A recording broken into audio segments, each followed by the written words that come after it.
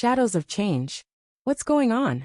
I shout, sprinting across the field towards my best friend Marcy. She's dashing toward me, and I feel like my heart might explode. It seems as if the world has flipped upside down. We are being chased, not by an enemy, but by something terrifying. They were once ordinary people, and I watched them transform.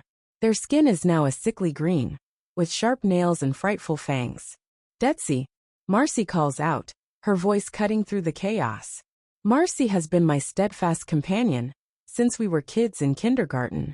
With her long black hair pulled back into a ponytail and her striking tan skin, she stands tall, a figure of strength.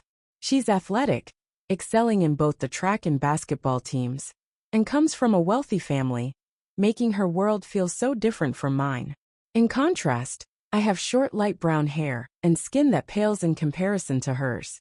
Sports aren't my forte. I'm the bookworm, thriving in academics.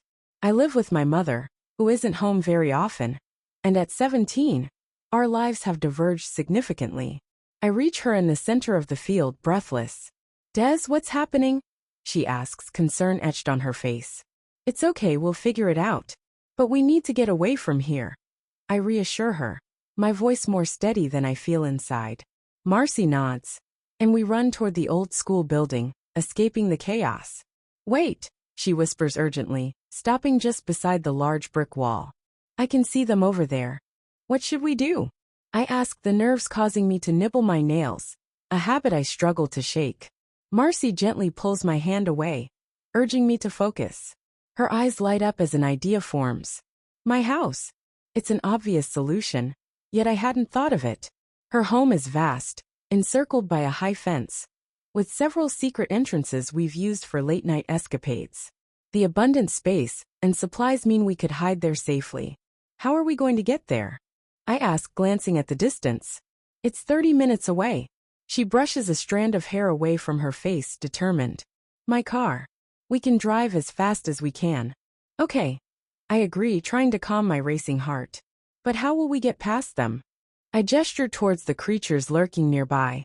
Marcy points down the street. I follow her gaze and spot her car parked in front of a grocery store. It's a feasible escape if we move quickly. Let's go, she urges, and I follow as she takes off. Marcy, wait. I start, but the growls of the creatures amplify around us. We need to move. I race after her, adrenaline coursing through me. We reach the car, and as she dives in, I hear a guttural roar approaching. I push myself harder, unwilling to look back. I stumble, hitting the ground, the asphalt rough against my skin. I glance up to see the creatures drawing closer, but stop in shock as Marcy honks the horn, a beacon of hope piercing through my fear. I manage to pull myself up and limp toward her car, just as they turn their gaze towards the noise. Marcy hits the gas, managing to hit two of the creatures before turning the car around. Are you okay? She asks, her voice filled with genuine worry as I climb in beside her. I'm fine, I say, trying to catch my breath. But we need to hurry. As she accelerates down the road, I watch in disbelief as the chaos unfolds behind us. There are more of those creatures, scratching at doors and windows, desperate to get inside. The countryside whizzes past like a blur, allowing a moment's peace. I lean my head against the window, slowly regaining my composure when I hear Marcy's voice, distant but clear. Des. I open one eye to see her staring fixedly ahead. Yeah. I reply quietly. Her expression reveals her vulnerability. I'm scared. I snap my head toward her. It's okay. We'll figure this out together. I promise, placing a reassuring hand on her arm. She offers a small, shaky smile. Thanks. But as the tension hangs thick in the air, Marcy takes a deep breath. I love you, Des. Those words echo in my mind as we continue driving through the eerie quiet of the fields. I've harbored feelings for her since 7th grade, but hearing her say those words shakes me to my core. After what seems like an eternity, we reach her house. We slip into the backyard, both breathing a sigh of relief. The pain in my leg lessens, and we creep towards the familiar trapdoor we've used so many times before. Navigating the dark, we turn on the flashlights we stashed away, illuminating our path. Let's get to the kitchen, Marcy declares with a mix of eagerness and urgency. Of course, but let's be careful, I remind, glancing over my shoulder nervously. We run down the corridor. And as we reach the kitchen, the tension releases with laughter as we collide. What now? She asks, grinning. Anything sounds good to me, I reply, taking a seat at the bar. As she rustles through the cabinets, I can't stop the nagging thoughts about her confession, weaving a comforting blanket of warmth over my heart that drowns out the fear. Des, Marcy calls, her voice shifting from playful to concerned. Your leg. I look down, noticing my jeans torn, the remnants of the chase clear as day. Oh right. Let's take care of that, she insists, leading me to her room. As I enter, I gasp in surprise at the sight. Walls lined with drawings of me, capturing not just my likeness but pieces of who I am. One particular drawing shows us holding hands. Marcy stands still, her breath hitching. I didn't mean for you to see those, she stammers. I approach her, holding her hands gently. Marcy, don't be upset. I love that you care. I didn't know how you'd feel, she admits, tears brimming in her eyes. I smirk, eyes brightening. I feel the same way. The realization dawns on both of us. Our hearts tangled in this moment. She starts hesitating. Can we talk about it when things are calmer? I suggest, offering a comforting squeeze. We share a smile, a timid acknowledgement of what lies beneath. Whatever happens next, we'll face it together. In the deepest quiet of that chaotic moment, we find solace in our connection, which no creature could ever sever. Together we're stronger. Together, we face the shadows that lurk outside our sanctuary. As the quiet envelopes us in Marcy's room, our hearts race. Not from fear this time, but from the weight of unspoken emotions. I can't shake the feeling that this moment could change everything. Let's clean your leg up, she says, gaining her composure. I think I've got a first aid kit somewhere. Right behind that white cabinet, I suggest, pointing to the corner of her room.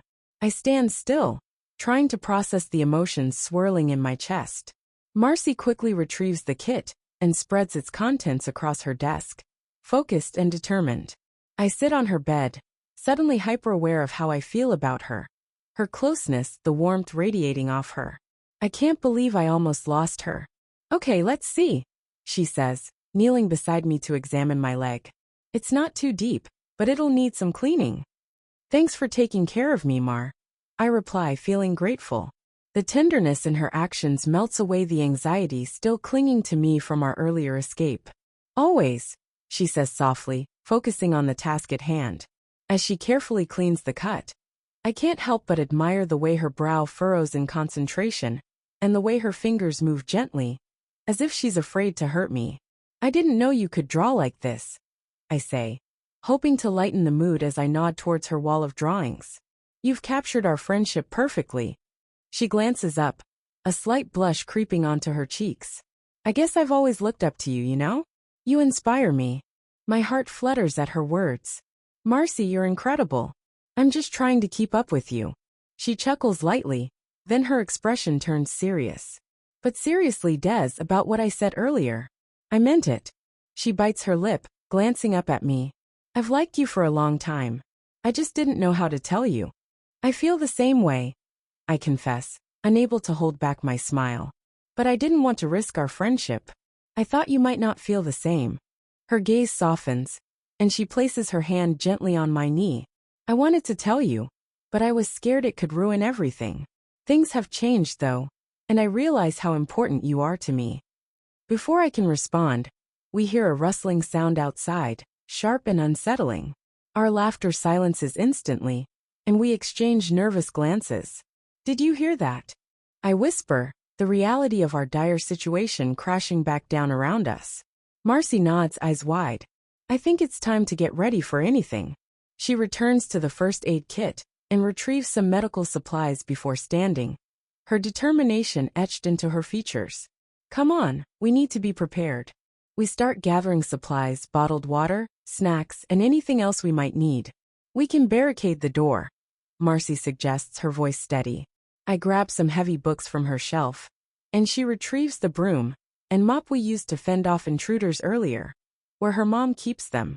Let's stack them against the door, I say, and together we work quickly, adrenaline propelling us into action. Once we've secured the entryway, we sit back on the bed, catching our breath. I can see the tension in Marcy's shoulders, even as she tries to maintain composure. Hey, I say softly, nudging her arm with mine. It's going to be okay. She takes a deep breath and nods, but I can see the flicker of doubt in her eyes. I just wish we knew what was going on out there. The last thing I want is to get caught off guard. Then let's keep watch, I propose, my heart racing at the closeness we share. We can take turns keeping an eye on the window and listening for noises. If anything happens, we'll handle it together. Marcy looks deeply into my eyes, her expression softening. You're right. Together. We position ourselves by the window, peering out cautiously. The street is eerily quiet, shadows shifting in the distance as the sun sets beyond the horizon. I thought I was going to lose you today, she admits, breaking the silence. Her voice trembles slightly. I couldn't bear it. I felt the same way, I reply, placing my hand over hers. You're too important to me, Marcy. The air between us feels charged. I glance down at our intertwined fingers, a flicker of understanding passing through us. Whatever happens next, we can face it, I say firmly. We've always had each other's backs. Marcy squeezes my hand, her face reflecting the fierce kindness and warmth I've come to treasure. You know, in weird ways, this has brought us closer. I cherish what we have. I smile softly, and she leans a little closer, our shoulders brushing. Me too. Minutes stretch into what feels like hours as we listen to the night. The sounds of distant creatures echoing through the stillness. But together, we find a strange comfort in our vigil. Hey, Des. Marcy breaks the silence again, her eyes sparkling with mischief. When all this is over, do you think we could go on a real date? I blush at the proposition, my heart fluttering wildly. Yeah, I'd like that. A real date sounds great. Her face lights up with a grin, and in that moment, our fears seem lighter, if only for a heartbeat. The night stretches long ahead of us, but as long as we are side by side, I know we can handle whatever comes next. And maybe, just maybe, we'll find clarity even in the midst of chaos. The night presses on, cloaking us in shadows, but the spark of hope and determination glimmers between us. We take turns at the window listening, our bodies tense with anticipation. The moon casts a ghostly light over the surroundings, illuminating the schoolyard we once shared, now an unsettling battlefield. Okay, I'll keep watch first, I say, nudging Marcy gently.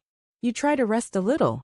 She smiles appreciatively, her features softening in the dim light. Are you sure? I don't want you to wear yourself out. I'll be fine, I assure her, shaking off my own exhaustion. Just close your eyes for a bit. I'll wake you if anything happens. With a slight nod, Marcy sinks back against the cushions, her body relaxing, though her eyes flutter open and shut. I can't help but admire her. No matter the danger, she radiates strength. The minutes click by slowly, my gaze trained on the street below. Each rustle in the bushes or distant growl sends my heart racing. The night feels charged. I'm acutely aware of every sound, and I want nothing more than for the creatures to retreat back into the shadows where they belong. But they remain prowling like ghosts, searching for something, or someone. A knot of anxiety tightens in my stomach as I think of the people still outside unprotected. Suddenly, I catch a glimpse of movement from the corner of my eye. I lean forward, squinting into the darkness. My heart races when shadows shift again. There are figures moving closer, 2, maybe 3. Marcy, I whisper urgently, nudging her awake. Someone's out there. She jolts upright, and instantly, all sleep bleeds from her eyes. What? Who? Outside. I hiss, maintaining my focus on the window.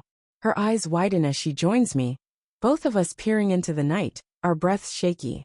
The figures draw closer, and as they step into the faint moonlight, we're both stunned. It's a group of students from our school, looking just as we did earlier, terrified, disheveled. But miraculously they seem human. Is that Addie? Marcy whispers, recognizing one of her teammates. It looks like them. We need to get their attention, I say, my heart lifting at the sight of familiar faces amidst the chaos. Let me, she replies, moving closer to the window. Addie, over here. The group tenses at first, then turns toward us. Relief washes over me as I see confusion transform into recognition. They rush toward the house, worry etched on their faces. I scurry to the back door to ensure it's secure, ready to let them in. Marcy stays close, glancing anxiously as they reach the entrance, hesitating before crossing the threshold. "Des! Marcy!"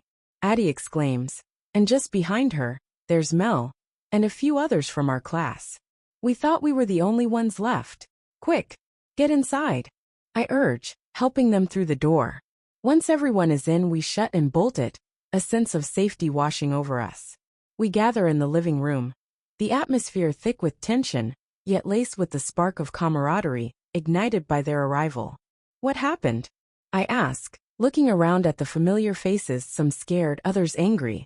"We were trapped at the school," Mel explains, wiping sweat from her brow. "We saw those creatures. They came out of nowhere, trying to get in. We fought our way out." She glances down at her arm, which is bruised and scraped. "Is everyone okay?" Marcy asks, her voice filled with concern. A chorus of affirmations echoes through the room, though their eyes betray the fear that lingers. "We managed to stick together," Addie adds. "But we were losing hope fast. I can't believe we found you guys."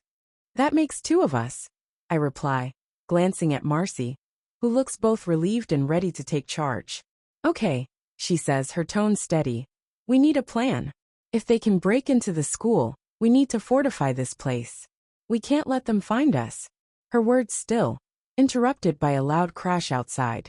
We all jump, fear plastered across our faces. Shadows flit past the windows, clawing at the walls, growls echoing in the air. "Get back!" I shout, pulling everyone away from the windows. "We have to find something to defend ourselves."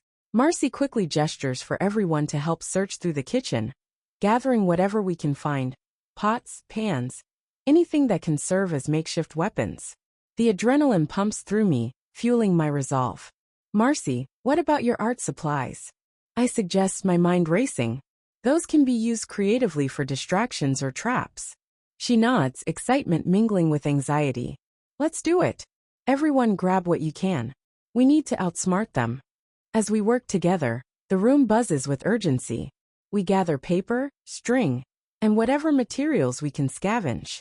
The sound of creatures slamming against the doors drives us with a shared determination to protect one another. Our plan emerges. We'll create distractions, using bright colors and sounds to divert the creature's attention, while we make our escape to a more secure location. We form a wall of makeshift fortifications, and when we think we're ready, we gather close, forming a circle. "Together we're stronger," Marcy says, her eyes piercing into each of us. "No matter what happens next, we'll stick together.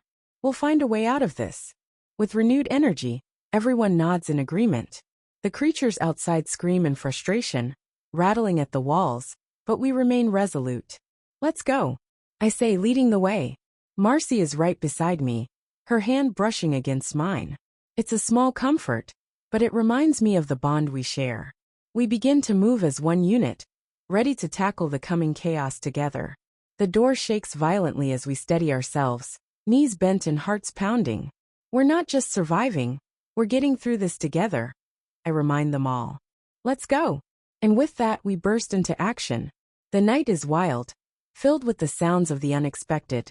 But as we dart from room to room, our backs pressed together, our bond stronger than ever. I know deep down that whatever comes next, we'll face it united side by side, determined to reclaim our lives from the shadows of change that threaten us. And amidst the terror, I find comfort in knowing that we are not just friends. We are a family forged in resilience and love. As the dawn breaks and the light begins to seep into the cracks of our world, we take our first steps toward a new beginning. Together,